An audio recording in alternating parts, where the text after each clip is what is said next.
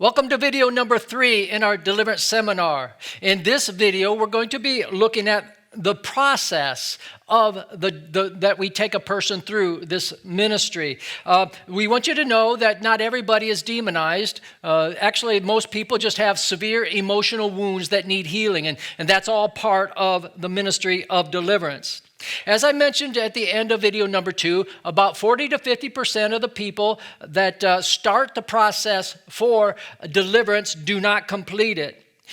Sometimes it's because of anxiety that arises. We have had some people that when they were to be prayed for on a given day, they ended up in the ER because of severe anxiety just rose up within inside of them.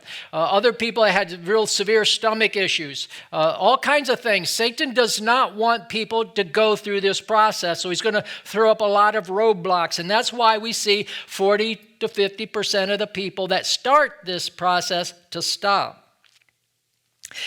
So looking on page 14 in your manual, it says steps in the application process. So reading number 1, it says a person must seek deliverance for themselves.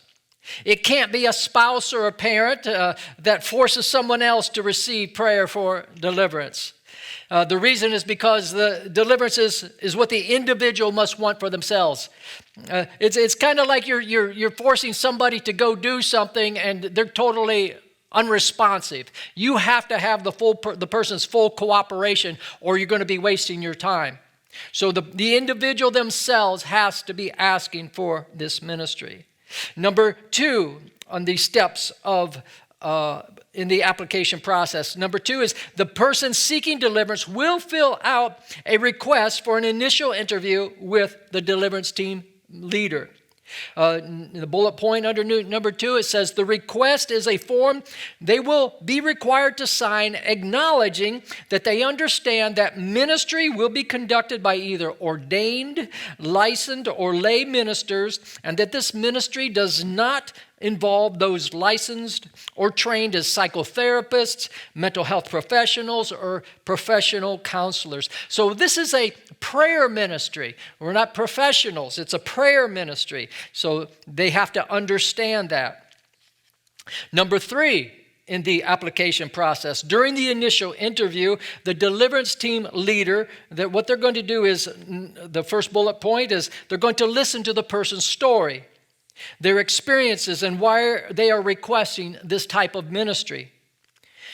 Next bullet point, it says they're going to address any immediate crises, because a lot of people come in there with a crisis, and you have to remember, this is their crisis, not yours. You can become so burdened down with other people's problems that you're going to, it could overwhelm you. And what you have to do is separate yourselves. You can have full empathy and care and concern and be praying for that individual, but you have to understand that you do not have ultimate responsibility to heal and fix every person's problem, or it will absolutely destroy you. You cannot keep up with all of the problems that you will encounter. Number 4 in the application process, you determine if they are a candidate for the deliverance ministry team. The first bullet point says is, are they born again? Are they repentant? Are they willing to turn away from sin? If not, now's the time to lead them to Christ and to encourage them into a path of separation from things of the world. Next bullet point under there says, casting demons out of an unrepentant person could make their situation worse. It really can. Next is we see that the question is, are they a part of the church? Do they need a congregation to walk, or they do need a congregation to walk with them to maintain their deliverance? Like we mentioned earlier, the deliverance ministry, it should be part of a comprehensive plan for discipleship. They need a church. Next main bullet point down there, it says, have they been water baptized? And if they have not, if they say they're born again and they have not been water baptized, you need to stop right there and say, why haven't you been water baptized? Because water baptism is an indication of their repentance. It's an indication of their willingness to serve Christ. Deliverance is about a person saying, I want to follow Jesus wholeheartedly. I want to give him everything that I have. And if they've never been baptized, you need to begin to question, why is that person person blocked? Why have they not obeyed Jesus in water baptism? And the next one is, are they harboring unforgiveness? And do they want to forgive? If they're unwilling to forgive, the deliverance ministry will be totally unproductive. Number 5, in the steps in the application process, on the bottom of page 14, it says, if it is determined that deliverance is in order, homework will be assigned to the individual. We expect the individual to have responsibility in their deliverance. It isn't what somebody else does for them. It is what Jesus does for them. And they're the ones that are reaching up their hands to grasp hold of the deliverance that Jesus wants to give to them. So the first assignment that they have is a forgiveness worksheet. The second one is a soul tie worksheet. We're going to be looking at these in more detail in a subsequent video. The third assignment that they have is a questionnaire. In this questionnaire, it'll just give the team leader information about that individual, a lot of detailed information that they need for them to be able to pray effectively and lead them through that process. The sixth thing on page 15, number 6, then a second interview will take place with the person seeking deliverance and the deliverance team leader. And so at the second interview, the completed homework assignments will be discussed. So there will also be teaching that will take place on forgiveness, soul ties, and even strongholds, open doors, and entry points.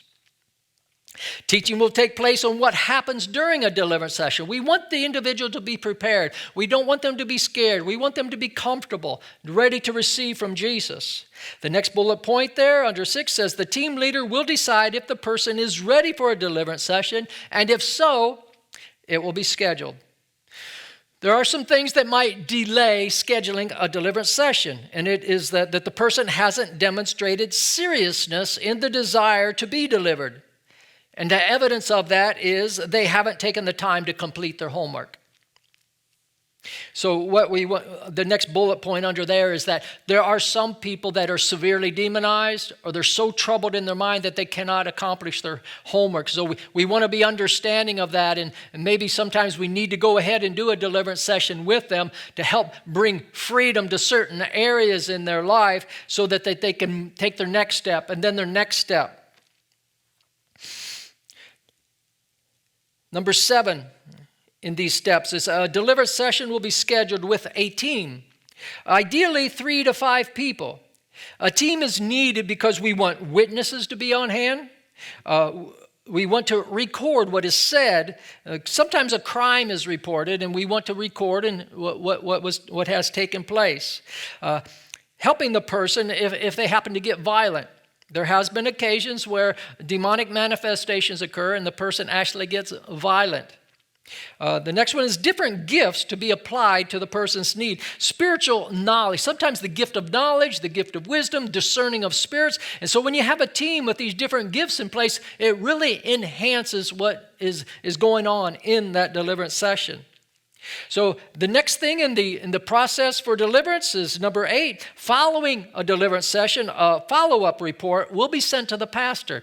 Now, the pastor doesn't get all the little details and everything about the person's life. It's just the main things that he needs to know or she needs to know about the deliverance ministry that took place with that specific individual.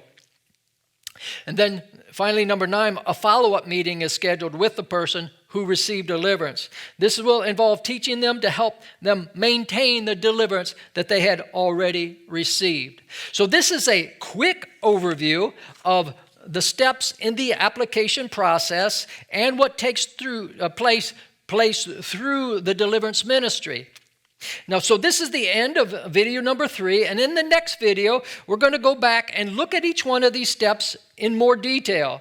I'll also open video number 4 is kind of like a preview of future videos that explain that we deal with multiple personalities at times. Multiple personalities will come up and we deal with those, as well as direct confrontation with demons. So that's some of the things that we're going to be looking at as we open up video and with video number 4.